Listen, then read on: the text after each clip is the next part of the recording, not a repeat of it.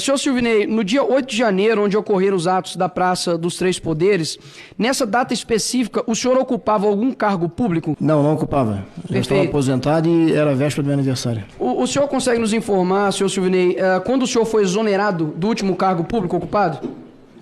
No dia 21 de dezembro de 2022. O senhor, como gestor público há quase 30 anos, como pessoa física, cidadão, possui conhecimento de alguma manifestação de grande proporção pós-eleições de 2022 em Brasília? Não, nunca tomei conhecimento. Tem a do dia 8, vi pela televisão, né? Mas... Perfeito.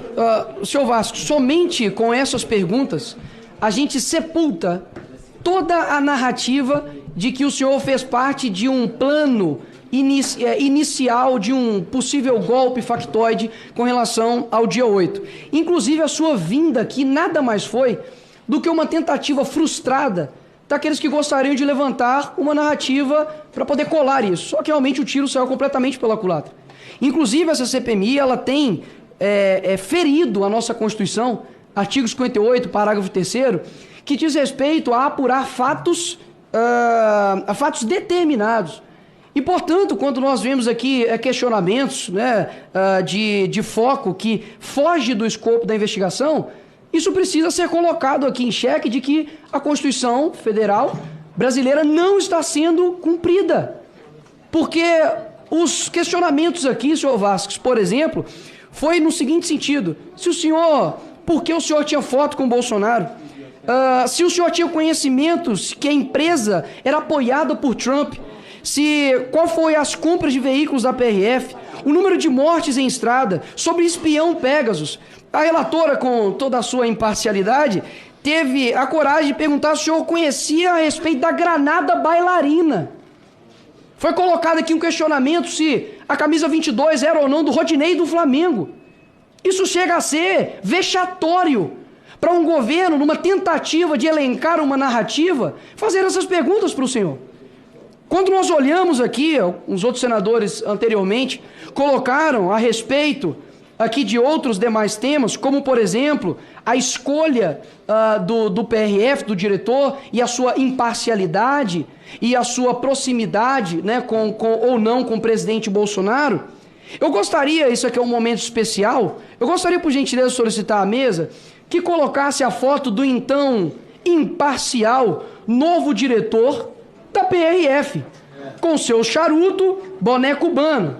Pode passar, por gentileza, para a próxima foto, que todos gostariam de ver, onde ele está com sua toda a imparcialidade, com a foto do atual ministro da Justiça. Ou seja, os questionamentos que foram colocados aqui, agradeço pela exposição, na verdade devem ser questionados ao novo diretor da PRF, afinal de contas, ele era o diretor daquela data. Portanto, vi aqui também os senadores dizendo a respeito que onde estava a PRF, senhor Vasques, quando, por exemplo, o Bolsonaro andava sem capacete na moto. Aí eu te pergunto, olha só que presente a nova ministra do Lula nos deu hoje. Ela andando de moto sem capacete. Aí eu pergunto, senhor diretor da PRF, onde está o senhor quando uma ministra, inclusive ali na Maré, está andando sem capacete na moto? E a título de curiosidade, sabe qual foi a resposta do Ministério a respeito do porquê que ela estava sem capacete? Porque eram regras determinadas do local. Aí eu te pergunto, é razoável de que um ministério e uma ministra fiquem subordinados a determinações de criminosos? Mas só a título mesmo de esclarecimento. Eu ouvi aqui também dizer, com relação a questionamentos, né, super focados no dia 8, se o senhor utilizava ou não celular em reuniões. Sendo que o Lula, a gente sabe, o senhor eu não sei, mas que o Lula não usa em seus churrascos, isso eu sei. Quando a gente olha a questão aqui de acusações feitas ao senhor, como se o tom fosse além de acusatório, fosse de sentença. Infelizmente, nós temos a relatora que em seu primeiro dia de CPMI disse que foram atos golpistas. Eu acredito que uma juíza não pode dar uma sentença sem a finalização dos autos. E olha só que curioso, eles utilizam o Lula como inocente, sendo que foi condenado por 3 instâncias em corrupção passiva e lavagem de dinheiro, e só foi inocentado, não deixa condenado, por conta de amizades de togados, mas chegam aqui para o senhor e apontam o dedo, quebrando a presunção da inocência, onde a pessoa não pode ser culpado até que haja transitado em julgado. Então é a título de justiça com o senhor que eu faço isso daqui. E por fim, um senador que é de aqui de Minas Gerais, mas que pelo visto não conhece de Belo Horizonte, questionou ao senhor do porquê que a PRF não interviu na Avenida Raja Gabalha, onde estavam ali diversas pessoas de verde e amarelo, de forma pacífica, em frente ali ao quartel. Ele não sabe que ali é uma rodovia, uma avenida municipal, portanto a PRF não tem competência para tal. Ou seja, basicamente o senhor veio aqui e respondeu questionamentos a respeito da sua gestão e vida pregressa, o que foge totalmente do escopo dessa CPMI. E por fim, um deputado aqui anteriormente disse que pessoas, e isso aqui é muito grave, vocês vão entender por que é grave. Ele disse que pessoas deixaram de votar por conta da PRF. Contudo, nós temos aqui uma notícia onde o ministro Alexandre de Moraes diz que operações da PRF não impediram eleitores de votar. O senhor deputado, ele já foi embora, mas o senhor deputado está dizendo que o ministro Alexandre de Moraes é um mentiroso? Isso é complicado, isso é muito grave.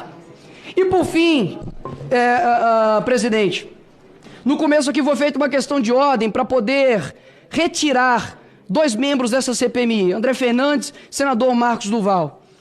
E eu gostaria aqui de perguntar à senadora Elisiane se a senhora assinou a abertura da CPMI. Não. Senador Randolph, o senhor também assinou? Não. Jandira Fegali também assinou? Não. Pessoas que não assinaram a abertura dessa CPMI, que inclusive trabalharam contra a abertura dessa CPMI, estão requerindo a retirada de deputados e senadores que fizeram de tudo para que fosse investigado. Tomem vergonha na cara. Assim, com todo o respeito, tomem vergonha. Até mesmo porque foram levantados aqui narrativas por deputados e senadores dizendo que foi uma conspiração para poder virar os resultados das eleições. Horas. Com 20, 30 anos vai se mudar eleição presidencial. Quem cai nisso? Ou seja, essa CPMI, se não tiver o escopo, a Constituição Federal como norte, a gente realmente não tem um porquê investigar. Afinal de contas, eu posso chamar aqui um depoente e perguntar a respeito se ele conhece granada bailarina. Essas são minhas considerações. Por fim, parabéns pela postura, parabéns por esclarecer e deixar bem claro que hoje não se passou de nada mais do que narrativas frustradas da esquerda. Obrigado, presidente.